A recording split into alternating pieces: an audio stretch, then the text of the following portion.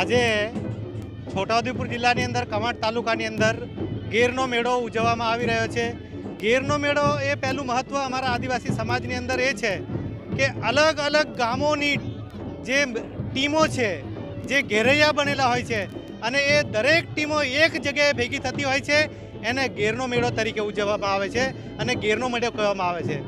આજના આ 2024ની અંદર પૂરા દેશ વિશ્વની અંદર આ જે ગેરનો મેળો ખૂબ જ પ્રખ્યાત છે, જેને નિહાળવા પૂરા 4 રાજ્યોના લોકો, ગુજરાત, મહારાષ્ટ્ર, રાજસ્થાન અને એમપી, આ 4 રાજ્યોમાંથી લોકો પધાર્યા છે બધા અને ગીરના મેળાનો આનંદ લઈ રહ્યા છે।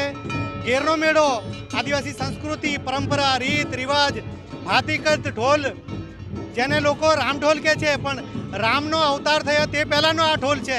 તો અમારી તો એક પહેચાન છે કે આદિવાસીઓની અમારો આ જે મોટલા ઢોલના તાલે આખો સમાજ નાચી રહ્યો છે અને વિશ્વને બતાવી રહ્યો છે કે આદિવાસી સમાજની આ એક પૌરાણિક પરંપરા છે। આજ રોજ મોગરા ગામેથી અમારા હોળી માતાનો પરંપરાથી હોળી માતાના નાચ ખૂન કરીને અમે ઉજવાવી છે।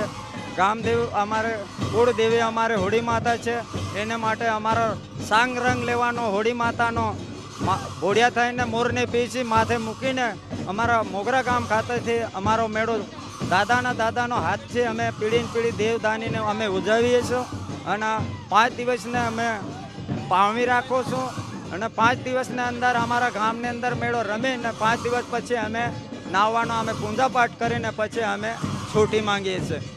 જે અમારા કવાંટ તાલુકામાં MLA સાહેબ છે શ્રી સુખરામ સાહેબ રાઠવા, તે બદલ પ્રથમ પહેલે પર અહીંયા આવ્યા છો। કવાંટમાં અમે મોજ ખોજ કૂદી